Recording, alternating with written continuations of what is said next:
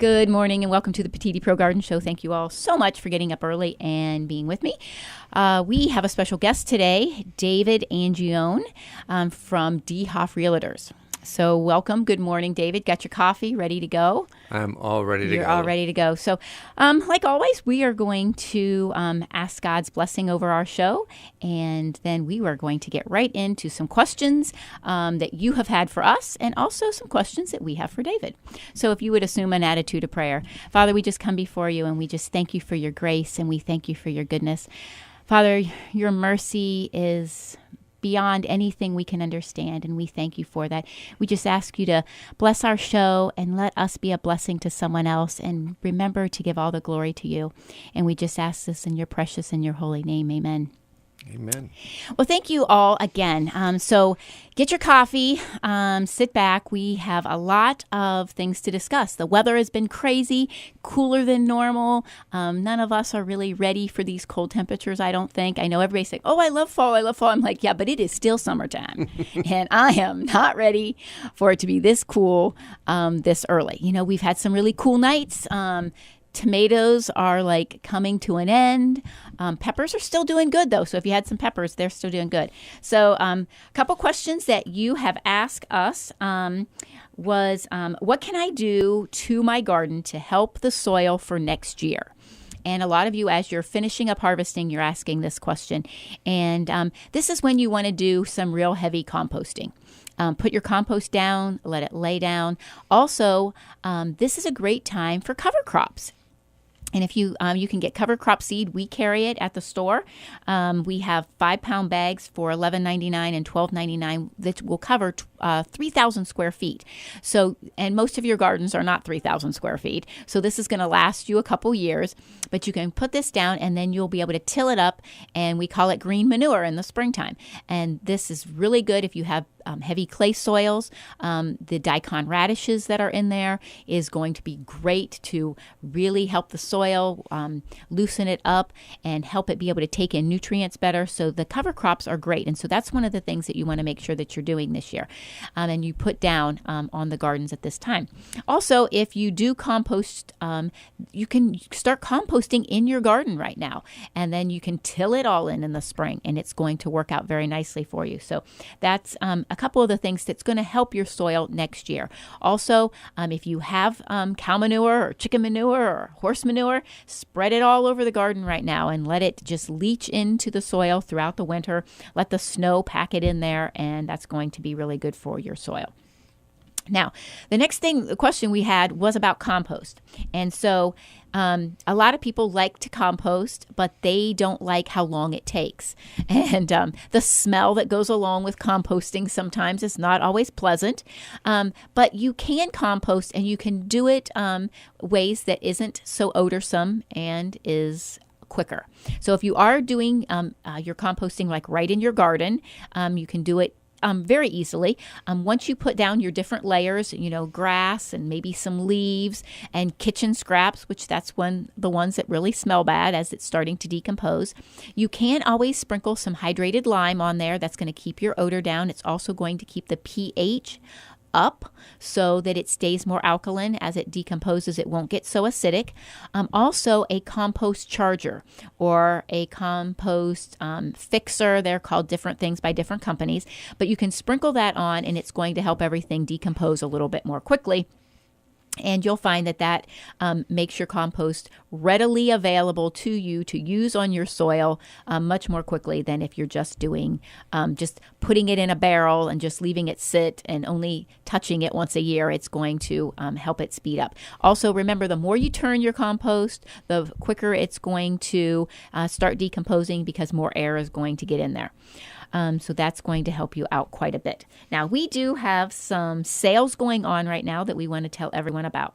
All of our fruit trees are on sale for 25% off. So we still have a couple peach trees left. We have a few pears and several apple trees and just a couple cherries. All the plums are gone, sorry. All the nectarines are gone.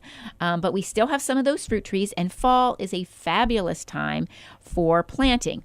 So you want to get those, and this is a great time because you're going to be saving a lot of money. Now, also, all of our raspberries And our grapes and our blueberries are all on sale also in that 25% off. So if you are going to be thinking about, you wanted to have a grape harbor, you want to start doing wine grapes, you want to start doing grapes so that you can make jelly next year, you want to grow your own grapes because you want them to be organic, and organic grapes are very expensive.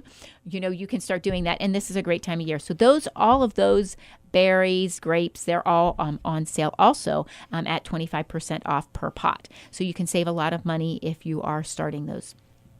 Also, we are recommending always to do all your fertilization in the fall.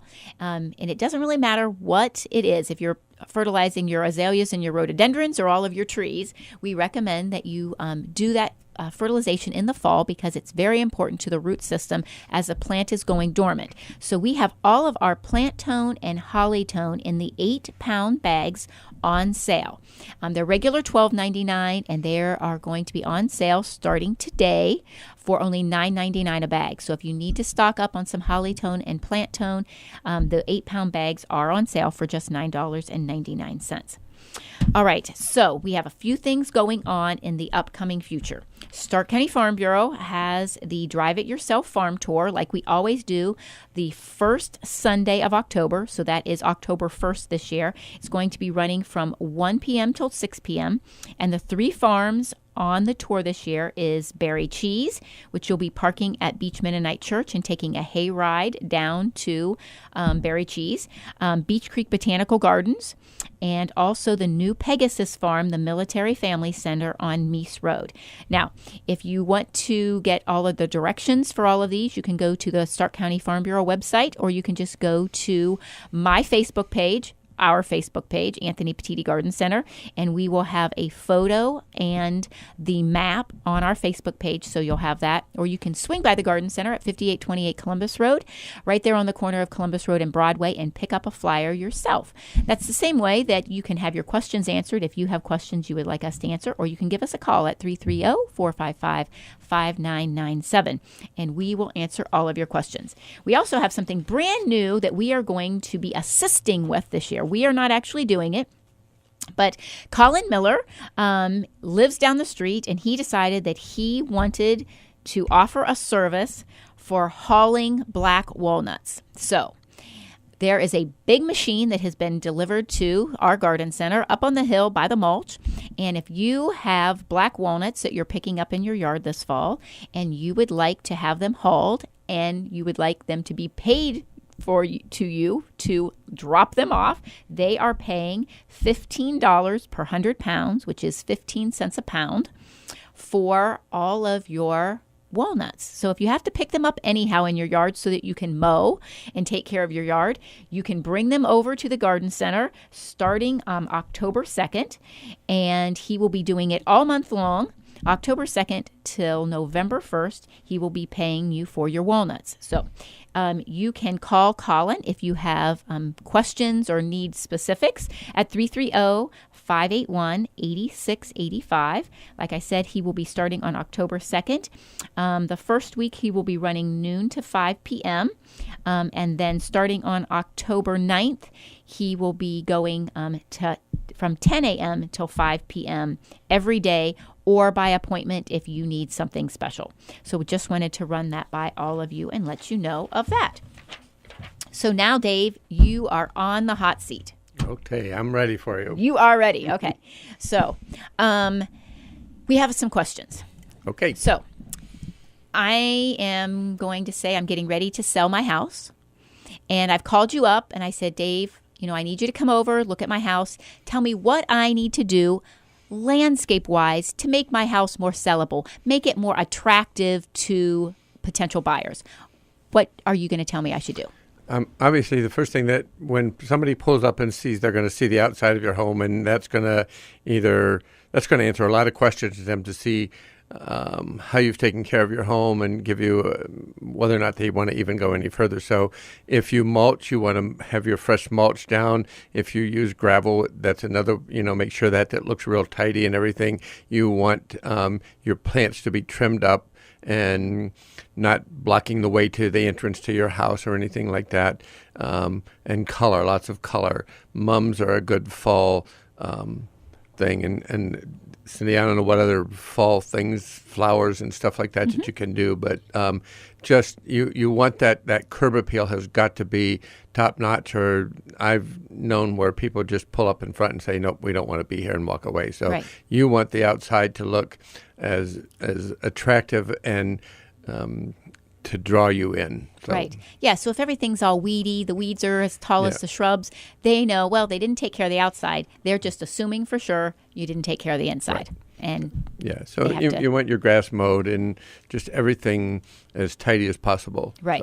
So we talked about this earlier, and I want you to be completely honest. So let's say that I want to sell my home, and all of my plants are overgrown. They're, I don't want them. I know that the people that buy the home isn't going to want them. So I decide, you know what? Should I or should I not pull out my shrubs and put new ones in? Is it really going to increase the value of my home?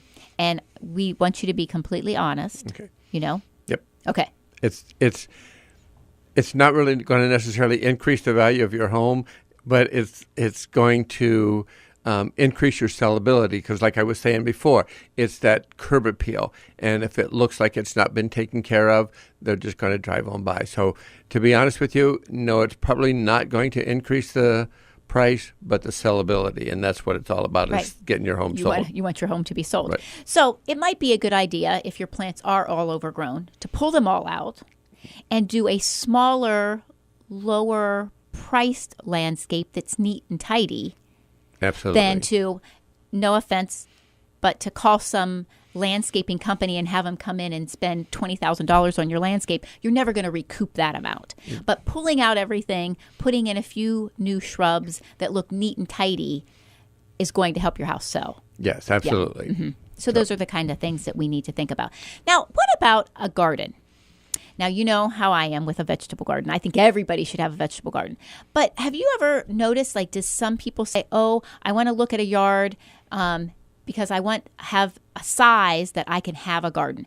Do those things ever come into play with people? They do. Especially people have become more in tune with having their own garden and raising their own vegetables and stuff. I was just listening to somebody on the radio that was talking about that, and teaching the kids how to grow their own vegetables and stuff, because that's a lost art. Exactly. They're looking for that spot where I can put a garden, Right. And even if it's the front yard. Well, exactly. I was talking to Susie on our community about that same thing, edible landscapes. And some people say, oh, that might look trashy. But if you can keep them neat, and like a blueberry plant is very pretty, and you can keep them trimmed, and, it might not be the landscape for everyone, but they are pretty interesting. They are. And I'm seeing more and more of it. And originally, that's how it was in this country, from what I understand. Exactly. We had front yard gardens. There wasn't the grass and all the stuff that we have now. It was gardens, and it's such a practical thing and so much healthier for you and cheaper. And the really cool thing about gardens is it can build relationships between you and your spouse, you and your children, your grandchildren. It's just it's so much more than just a garden. It's a relationship builder. Exactly. So. And what a better place to do it than your home? Exactly. Yeah. And that is just we like you said, a lost art, but also a loss of relationship. Right. So many people have lost that relationship building thing because everybody was working and didn't have time to garden anymore. So they didn't do it. Right. So put your phones down. Put your phones down, and go play in the soil. And go get a hoe. Go get a hoe. That's right, and play in the soil. It's so great. I remember as a child, my grandma coming over. She lived, next door, but she would come over and help me in the garden, because that's what you did. You taught your grandchildren how to garden that way, and we don't. No, we don't. And I have to tell you, we started a community garden in the community that I live in, and that's kind of where the phrase comes from, so much more than a garden, because we've watched these children come with their grandparents and their mom and just be so excited about growing their own vegetables, and it's time that they have spent together. And we had one little girl that had never, ever ate a vegetable, but because she grew them, she tried them. It wasn't the best experience for her, but it was a move forward for her. Right. So it was really kind of cool. She learned that they don't just come from the grocery store. They plant them in the ground and they come out. But so it does definitely build your relationship. So yeah, it is. It's wonderful. Cool. Right. So let's talk about houses for a minute. Okay. So if you are looking for a home and you don't know where to start, what should the average person looking for a home do? You obviously you could go online, but you really want to get your own realtor that is going to work for you. It's not. You're better off if you have someone that's working for you, because if you just keep calling everybody, then you've got 15 different people calling you. But you want to talk to a realtor. They can get you connected up with a lender, because you've got to be pre-approved before you present that offer, because they want to know that you can buy that home, whether it be a $50,000 home or a $500,000 home. They want to see that you are able to do that. So those are the two things that you want to do. You want to talk to your banker or get with a realtor and have them help you get pre-approved. Exactly. Right. And then how should you go about looking for a realtor that's going to work with you? Are there things that you should look for, in a... There are, and one thing, you want somebody that's this is their main job, that when you call them, they're going to call you back quickly, within half an hour to an hour. You don't want to have to wait days. Time on the job, how long have they been in? And you want to talk to your friends, because that's going to be your best source of finding someone that you can trust. And that fits you. Isn't it a personality thing? It is a personality. Not everyone is going to like someone who is all bubbly, and you may have an engineer who is very detail oriented, and that's the type of realtor they might want. So right. you want to you want to talk to maybe more than one, right. and get a feel for them. Meet them face to face is a good thing, and really let them know what you're looking for, huh? Exactly. Yes. And I don't, to be honest with you, I don't know how this happened, but I was out and I was being interviewed to list a home for sale, and the kids said to their mother, "Mom, we want David to sell our home because that's it. He's selling our home, not a house." And there's a big difference between a house and a home. And a home, right. And for me, I do my best to try and listen to everything that you're saying, and kind of after a couple of times, I've got a fairly good feel for what's going to work for you, and I'm not afraid to tell you that I don't think this house will work, and that's the type of person that you want, whether it's me or anyone. That's what you want. You want someone that's going to be honest and upfront with you, right, and be able to tell you why they think that. Right, because you might love the front of a house, but if you can say, what, really, these are the things that you said were important to you, right? But in this backyard isn't going to work that way. Exactly. You can't plant your garden there. You can't plant your garden there. Exactly. No swimming pool. Right, exactly. So what about a pool? I hear different sides of a pool. Some people say, oh, yeah, a pool is great. It's going to increase the value of your home. Everyone, want a pool. And then other people say, oh, you're getting ready to sell your house. You better fill your pool in because nobody wants a house with a pool. Right. There's, where you might have 10 people that want your house without the pool. And I don't know these statistics to be true, but maybe 1 in 10 will want that pool. So it does not increase your value, especially in Ohio. Right. You just have to find that one. If you have a pool and you're selling your home, you just have to find that one person that really wants the pool. Exactly. And not everybody does, especially those with little kids may not want a pool. So there's a lot of different reasons why not to. So, yeah, it doesn't really necessarily add to the value or the sellability of your home. It may be a deterrent. Right. So yeah, you have to buy it. If you're buying a house or you want a house with a pool, it's for you, not for being able to sell it down the road. Exactly. It's definitely for you, right? Exactly. Exactly. You're not going to put the pool in because you're thinking, oh, in 10 years when I sell my house, this is going to increase its value, right? Not Exactly. going to happen. Exactly. So, other things with real estate, everyone knows I am a farmer, and I always am looking for more land and a nicer barn and old houses.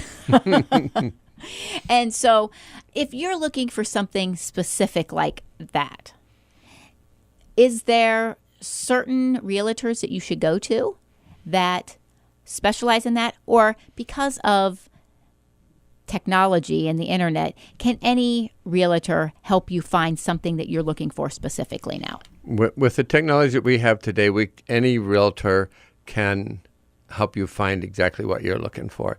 You can narrow it down to how many acres I want. Can I farm on it? Can I do this? There are certain things that you can't.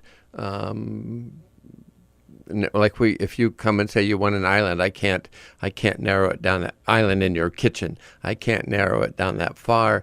That would just be something that when you look at the picture, you say, nope, that's not the one I want. Right. So, but you can get pretty specific. You want wooded, you don't want wooded, you want flat, you want hilly. Some of those things you can put in there. You can put the amount of acreage that you want from like 1 to 10 or 1 to 100. You can do all of those types of things. Uh-huh. So, but anybody can help you. And as far as like old, I know Cindy likes old houses, and they are pretty cool. They have a lot more character than some of the newer ones. You can put, I don't want anything built after 1955, so you can do that, or you can go from. I believe you can go from a time frame, say, I want it built between 1940 and 1960, or those types of things. So, yeah. So technology has really come a long way. And the same way I remember, 40 years ago, people saying, we have to move for our job, so we have to find a realtor there to find us a house. But now you could probably even have your realtor really work with you because of technology. Right. As long as most of them are state by state. So if you're moving in the state, your realtor can help you. If you're moving out of state, they can at least help you get connected. Find a realtor with there. Someone there, and kind of be your advocate too. If things kind of start getting a little sour or you're not happy, you could then call back to that realtor and have them call the realtor that they picked and say, hey, here's what's going on. So they would still, even though you may be in California and we're in Ohio, they still can advocate for you. And if you could see me, I'm using my hands to talk with. It's so funny. Yeah. Well, that's how you are. You always talk with your hands. Yes. Exactly. Right. So how long is it taking right now? Like, say I decided that, not that I have a normal house to sell, because my house would be with all my greenhouses, which I'm not doing. But like an average home right now, if I decided to sell my house in Stark County, how long is that taking? The whole process, or just the finding a buyer? Fine. Do we have an average right now? We're probably about 2 weeks. Really? Mm-hmm. Depending on the condition and everything of the home. Right. It can be 2 to 3 weeks, and that might be even stretching it for being a long time.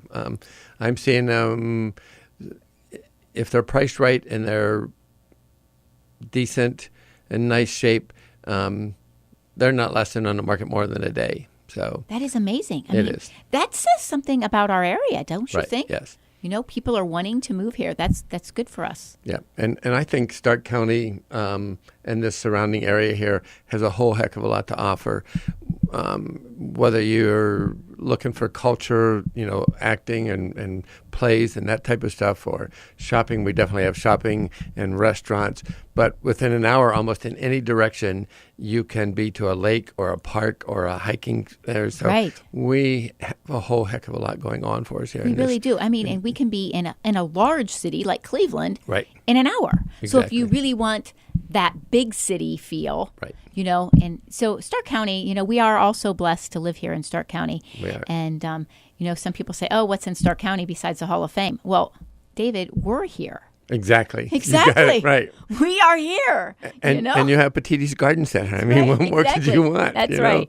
So. Well, David, thank you so much for being with us and giving us all these tips. We really appreciate it. And you can reach David if you are needing a realtor at 330-323-6396 or David at davidangione, ANGIONE.com. Wonderful. And what realtor are you, what company are you with? I am with DeHoff Realtors. DeHoff. You could also find me on Facebook by looking for Stark County's Bald Realtor for you. Exactly. And buying or selling your home does not have to be a hairy experience when you call on the Bald Realtor. You are so funny. Thank you so much for being with us, David. That was wonderful. Very cute. So don't forget, we have things going on at the Garden Center. I will be at the Canton Farmers Market as soon as we finish up here as your gardening consultant. So please come down to the Canton Farmers Market. It goes on until 11:30 today. Also, your North Canton Farmers Market and your Alliance Farmers Market's going on today until noon. And don't forget the Plain Farmers Market that goes on every Wednesday evening, and the Jackson Farmers Market every Thursday evening. And also, don't forget, Tuscarawas County has a farmers market at the fairgrounds on Wednesday evenings. I don't know about this weekend or this coming week because they are starting their fair on Monday. So don't forget to head out to the Tuscarawas County Fair. Thank you all so much for being with us and have a blessed week.